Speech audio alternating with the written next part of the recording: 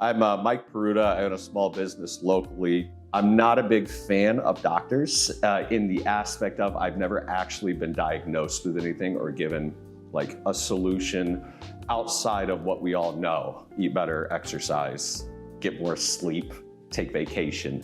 Reaching out originally to a general practitioner doing like a normal blood panel of blood work, my triglycerides were slightly elevated, but besides that, it was a prescription of just go home, eat better, do a little bit of exercise.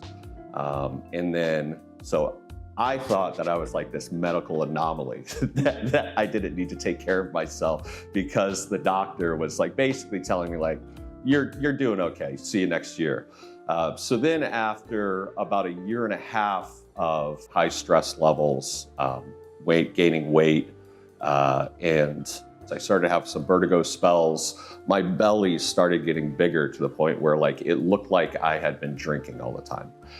I don't drink. So a friend was telling me that he was seeing Dr. Haake and how incredible it was. And really what like he said was the physical, how he feels physically have definitely gotten better. And like, but he said the mentally was a huge benefit. So during the original appointment, I went in, I told Dr. Haake, listen, I'm not a big fan of doctors. Like for me to be here is kind of weird, but I'll do whatever blood work you want and see what's going on. And he started asking me about family medical history. I said, well, my dad, early 50s, had his first heart attack, got a stent, had another heart attack, got a stent, then ended up on pacemaker and defibrillator, had multiple events with that. And then in the last mid-60s, he really started to decline a lot physically. And the doctor said, you're gonna need a heart transplant. So he had a heart transplant, but never really regained. He's diabetic. So major congestive heart failure, diabetes. So that's kind of like the general backstory of my dad's health. And I basically take care of myself the same way that he took care of himself. So when Dr. Haake came in after the blood work, he says, this starts to make sense. He says, you do have some genetic issues or something that's going on genetically. He says, but the rest of the stuff we can take care of. And it was like said with such confidence. And I'm like, whatever, let's try this. Mike's case is one of my favorite cases because we actually deal with this a lot, but he had a very specific experience with his doctor and had a series of experiences where he really wasn't feeling good. His energy level was really low. He felt like he lacked motivation. His cognition wasn't what it used to be, and he was just in his early 40s. And then you combine that with his family history, and he felt like there was something wrong. And yet he went to his conventional doctor, and the doctors that he had gone to basically said everything was fine. We started off with tirzepatide because I was technically pre-diabetic, which is obviously a lot of people are using for weight loss.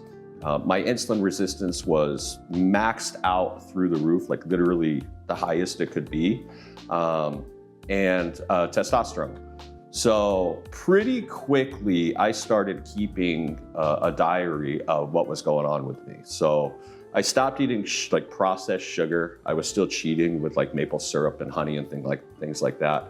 And I stopped just eating flour. So I'm like, all right, let's see where this goes. We seek to hormonally optimize. So we want his testosterone in the upper range of normal. And there's a lot of different ways that we can get there. But I think the important thing to think about with testosterone is that it's a three-dimensional game. So there's a lot of different things you can do. Nutritional supplements, just by improving diet and exercise, the testosterone will improve. And then there are different types of peptides, as well as bioidentical hormone replacement therapy to get your testosterone into the youthful range. And when that happens, that's just another tool in the armamentarium to help him with his metabolic health, because testosterone being in the upper range of normal will help with lowering fasting glucose, lowering A1C, lowering fasting insulin, and really improving his overall insulin resistance picture. At the 3-month mark, I had lost 35 pounds, which, obviously I'm on a GLP-1. I'm on testosterone. I've changed my eating habits. I'm no longer taking naps. I'm not drinking energy drinks. and just feel incredible in comparison. And that's at the 3-month mark. So after speaking with Dr. Haake, decided to come off the trizipatide because I had pretty much reached already my 200-pound kind of goal from 232. Now focus on like the diet, the testosterone, the supplements. And I'm now 4 or 5 months after coming off trizipatide. I'm still, I think I put on a pound. I'm now working out, regularly weightlifting. I had to buy new clothes because my pants fit better. We see a lot of patients like Mike who are high stress business owners, attorneys, physicians, teachers, police officers, firemen, and their stress level is really high. So we really have to work to mitigate that cortisol, to lower that cortisol. We started to work on his sleep. We talk about a diet, but really what we want, I hate to use that word diet, we want a sustainable way of eating that's low insulin recruiting and low inflammation. And then in conjunction with that, a sustainable way of resistance training. So in Mike's case, he had never really performed or done a lot of resistance training. So in that situation, we start off with something where you're just focused on form, you're not necessarily focused on weight. Every aspect of my life has gotten better, and I didn't even realize how bad I was feeling prior to that. So sex life is incredible. I didn't realize it was, I wasn't doing as well as I could be doing, I guess. I'm eating better with intent. I'm tracking things. I bought a Fitbit, which anybody that knows me is the weirdest thing to see me wearing.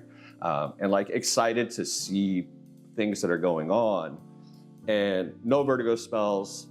I occasionally take a nap, but usually it's like a planned thing that I'm like, I don't have much to do right now. And yeah, it's there's not a single thing that's not better now physically or mentally than it was leading up to it.